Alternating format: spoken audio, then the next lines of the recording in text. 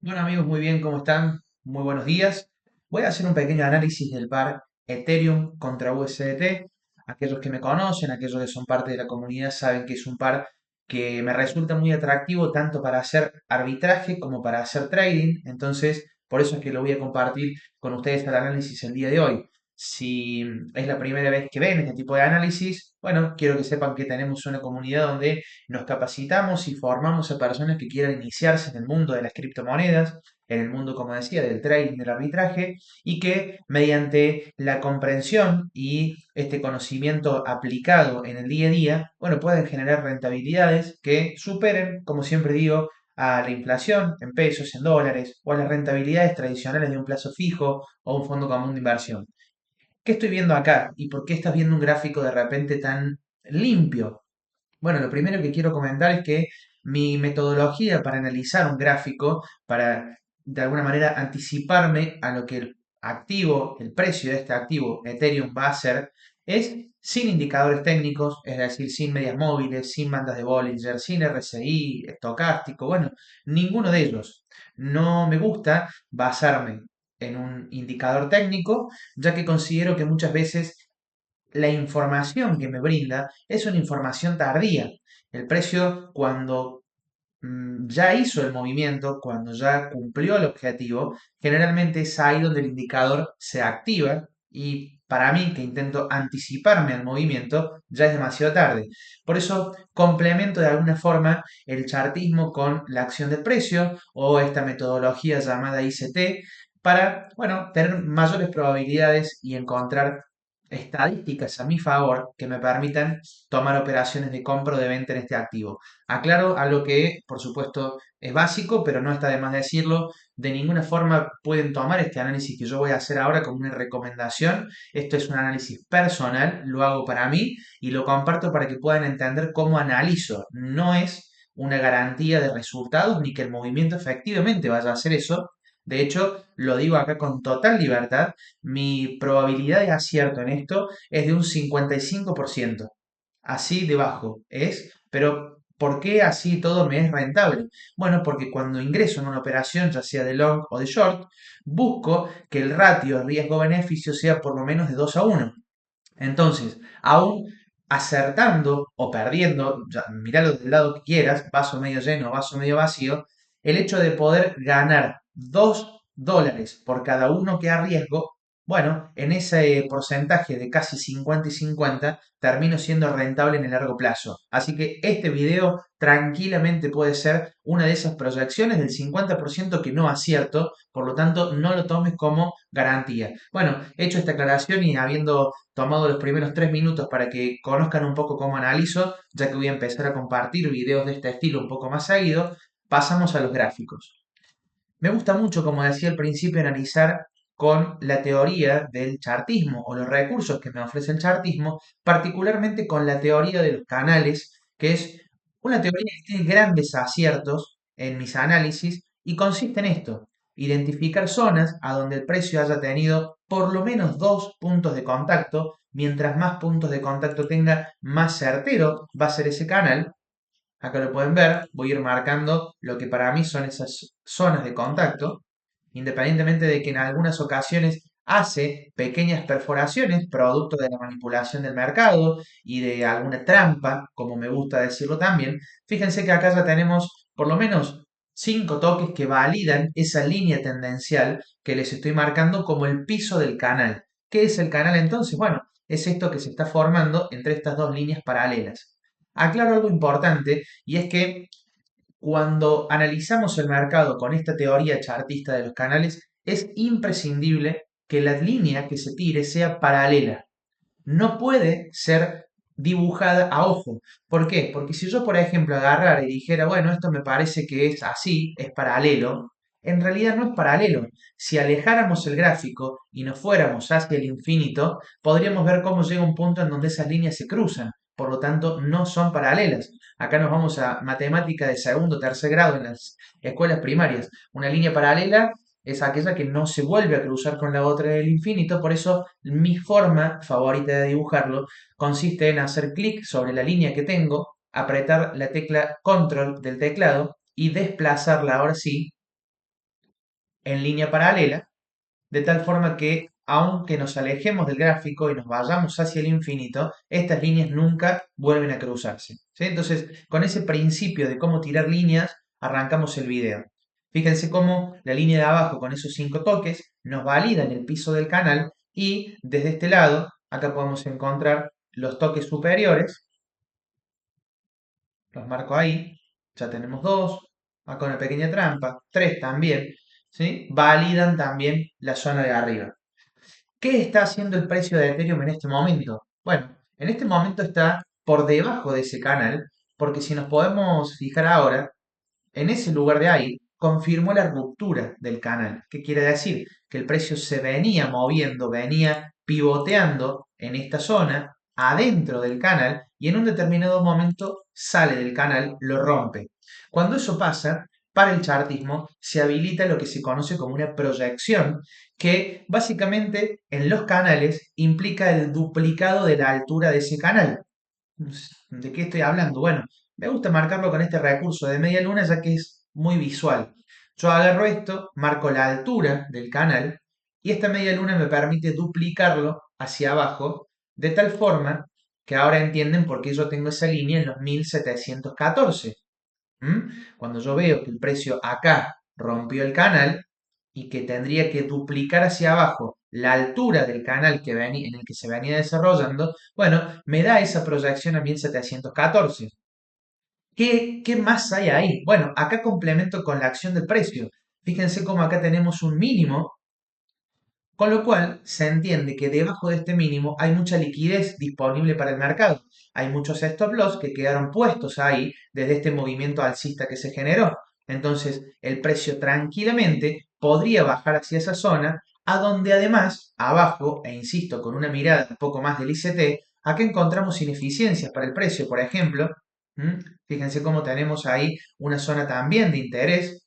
No quiero sobrecargar tanto el gráfico, pero bueno, para que vayamos entendiendo qué estoy mirando, ¿sí? Esa FBG, esa ineficiencia, está ahí, por lo tanto, me aumenta las probabilidades a que el precio venga a estas zonas por debajo de los 1714 para tomar este mínimo, cumplir con la proyección del canal, rellenar ineficiencia. Avanzamos un poquito más. También tenemos acá algo que desde la acción del precio es un order block decisional en esa zona. Fíjense cómo el precio hizo una acumulación y luego de este order block ahí, de esa última mecha bajista, bueno, genera un impulso que desarrolla toda esa ineficiencia. Si no fuéramos a diario, quizás se vería aún más claro y que es donde encuentra la fuerza el precio para generar, bueno, todos estos BMS internos e incluso generar este BMS un poquito más estructural en esta zona que tenemos acá.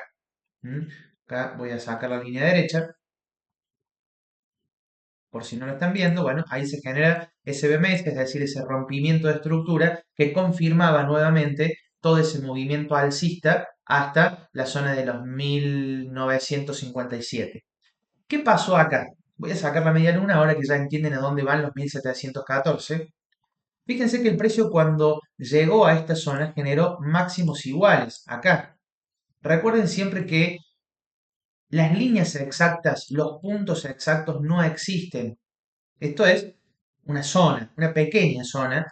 Entonces, más que una línea, podríamos marcar de repente un pequeño rectángulo ahí que nos indique que ahí se generaron máximos iguales. Esto para el precio también es un imán. ¿Por qué? Porque hay órdenes de shorts que se metieron en esa zona y que el precio necesitaba ir a barrer para encontrar ese combustible y que luego pudiera desarrollarse hacia abajo. Por eso, fíjense qué interesante lo que hizo acá el precio, a pesar de que ya había roto nuestro canal en esta zona de acá, volvió a hacer un retesteo del canal en esta zona, pero a manipular un poquito más allá para poder tomar estos máximos iguales y llevarse la liquidez que dejó pendiente el precio justo en esta zona.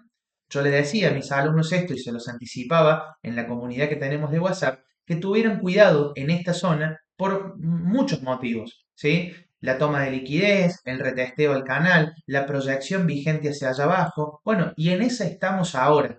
Entonces, aunque el precio ahora se encuentre en una zona de acumulación, yo veo más probabilidades de que caiga hasta esta zona de los 1714 aproximadamente, que se vaya por encima de los 2000 y recupere el canal. Además, acá desde el chartismo se puede apreciar cómo se está formando una nueva figura que es un triángulo. Fíjense ahí, ahora cuando yo se los marco, que claro que seguramente lo van a poder ver. Este triángulo también está validado porque si nos extendemos un poquito más para que lo vean aún más claro, al igual que los canales tenemos por lo menos uno, dos, ese apenas no llegó, insisto, son zonas, no puntos exactos, toques que validan el triángulo hacia abajo y de este lado toques que validan el triángulo en la parte superior. Muchos de ustedes me van a decir, bueno, a ver, pero este es un triángulo de lado plano. Desde el chartismo nos indica la teoría que cuando tenemos un triángulo de lado plano, vamos a hacer acá para que lo puedan ver,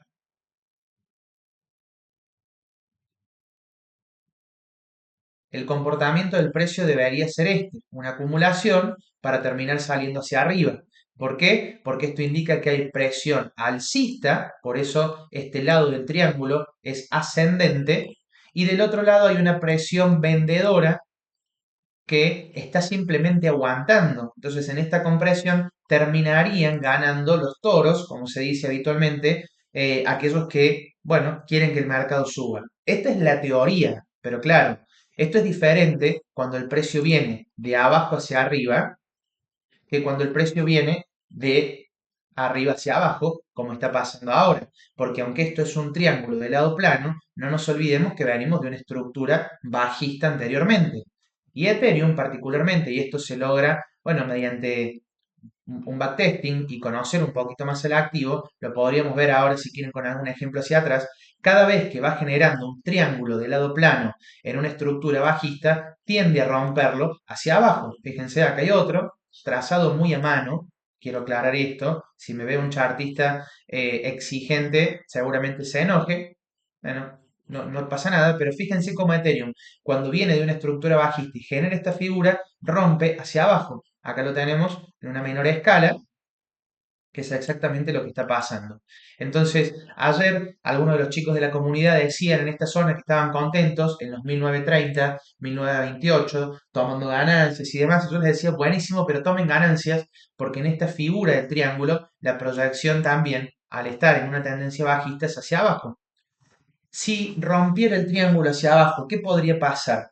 Bueno, se habilitaría la proyección del triángulo. La dibujo exactamente como la proyección del canal, con una media luna hacia abajo, pero con una diferencia, y es que se marca desde el lugar de la ruptura. Es decir, en estos momentos estaríamos hablando ahí, y ni siquiera tengo la confirmación todavía de la ruptura, pero fíjense nuevamente cómo aparece esta zona que es la que venimos hablando ya con dos o tres confluencias previas, a donde el precio podría ir. Entonces, bueno, cuidado por ahora con Ethereum, mientras se mantenga en la acumulación de este triángulo, todavía no está validada esta zona de acá abajo, pero por la ruptura del canal, por la toma de liquidez, por el contexto incluso en el cual estamos, todavía de bear market, nos guste o no, la proyección es hacia allá abajo, entonces tengan cuidado. Para terminar, quisiera dejar algo que me encanta también y que me parece que para muchos puede ser algo nuevo y tiene que ver con esto. Miren, vamos a borrar un poco los gráficos acá. Si querés ver cómo estaba trazado esto, después, bueno, hacer captura de pantalla, poner pausa en el video. Ahí está. Fíjense algo interesantísimo también de la teoría esta de los canales y de las líneas tendenciales. Y es que si yo agarro esta línea y la duplico y me la llevo, ¿sí? Esa ya es una paralela, no estoy modificando la dirección, voy a encontrar cómo Ethereum, al menos, permanentemente está respetando en esa misma dirección, en esa misma inclinación, zonas de soporte y resistencia tendenciales.